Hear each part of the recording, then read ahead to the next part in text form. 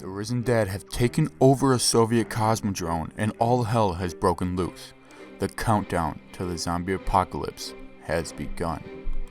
Ascension, the 8th ever zombies map and first DLC in Call of Duty Black Ops 1, was released to the general public on February 1st, 2011 on the Xbox 360. This map takes place between October 11th and November 19th, 1963, the exact same time as the map 5 is taking place. We know this to be true because of the red telephones found on each of these maps. On Ascension, the red telephones can be found in 3 separate spawn locations, those being to the left of the lunar lander in the spawn room between multiple fuse boxes. To activate this telephone, either the Easter egg song must be activated or the player in solo must get 10 kills. When answered, President Kennedy can be heard saying, "Need some beans for the chowder over here," while he's firing an empty gun. The second can be found to the left of the power switch. This telephone will ring during the fire sale. When answered, the player can hear Nixon firing a FAL and a howl like a wolf. He did this in 5 when he kills multiple zombies at once. And the final telephone can be found to the right of PhD. The phone rings when the player receives the ray gun from the mystery box. When answered, the player can hear Fidel Castro say, "Come to me, the revolution dies with Fidel Castro." He says this in 5 when he is down. There is another connection between these two maps that I'd like to give you guys if you guys aren't convinced that they're actually happening at the same time. There is a teleporter that can be seen just next to the lunar lander station. It is a piece of the mainframe. This shows that these maps were originally linked together but lost connection after our original crew departed from the Pentagon because the teleporter was simply just broken. The 3 teddy bears holding sickles located around the map are what activate our Easter egg song on this map. The location for those bears are in the spawn room, near the lunar lander closest to Stamina, and near the lunar lander past Speed Cola. There are also Matryoshka dolls of our 4 characters scattered around the map. They will say something to the player when the action button is pressed depending on who that player actually is. Tank's doll is at the top of the flaming barrels directly to the left of the claymores.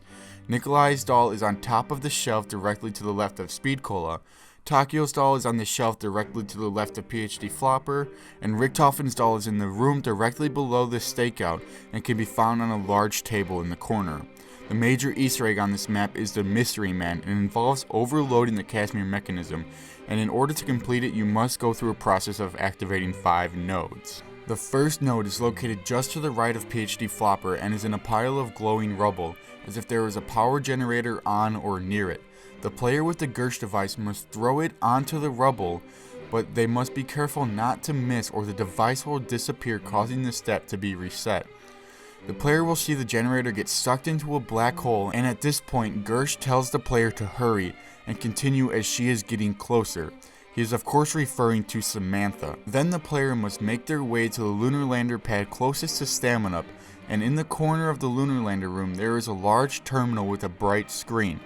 Again, there will be a high-pitched sound that can be heard. Players should press and hold the use button to activate the terminal, and the screen will show part of an eye, aka the seeing eye or Illuminati symbol. At this point, the pod should show 1 light after the node is complete. A message will acknowledge the activation of the first node. The second node must be activated during a Space Monkey round, and all 4 players must head to the 4 perks of Jug, Speed Cola, PhD Flopper, and Stamina. Here they will see small buttons on the wall that must be activated. The 4 players must activate these buttons at the exact same time, and if done correctly, the players will hear a beeping sound followed by a confirmation message. Then the third node is probably the most simple of them all. In order to complete this one, the players should leave a couple of crawlers and lead them far away. They then must head to the rocket launch where they will find a clock that is at the time of 12. At this point, all 4 players must step on a pressure plate and remain there for 2 minutes without shooting or throwing grenades. When this node is complete, a nuke will go off, ending the round, and the third light on the pod will turn on. The 4th node is definitely the hardest of the 5 in my opinion and should be done at the end of a round with some crawlers. After finishing the 3rd node, the players will see random letters spawn above them in some random order. These letters must be collected by using the lunar landers in the right order, but if they are done incorrectly, the step will restart. However, when the players do complete this correctly, they will spell out Luna, L-U-N-A. and the final light will turn on the pod. Now that all 4 of the nodes have been completed, the players must go over to the pod and listen for a howling sound again. After they hear this howling sound, they must search for a small orb. Once they locate it, a Gersh device must be thrown onto it, and then you will hear a request from Gersh asking for more power. The players must then overload it. My recommendation for the quickest way to do this would be to use the ray gun and the thunder gun pack-punched while tossing the dolls into the mix. You will know this step is done when the screen turns black and white again like in the beginning, and you will hear Gersh thank you for freeing him, and Samantha will scream to come find her. However, Treyarch couldn't make the storyline that easy and make it so our original crew just goes and tries to find her, but in the events of all this overloading of the Casimir mechanism, our crew overloads the MDT, sending them to a random location in Siberia, causing them to be a bit off track as they must escape from Call of the Dead. I'm sure it's no secret to you guys by now, but Ascension really laid the foundation for Treyarch for the rest of these maps with the Easter egg. Ascension was really the first map that we had this really big Easter egg with all these smaller underlying Easter eggs. But anyway, I am going to end that video here, guys. If you did find this video at all informational and you are still here, be sure to smack that like button right in the face. Drop them comments down below. Maybe even subscribe and tell a friend. Remember, I would love your face if you guys did that for me.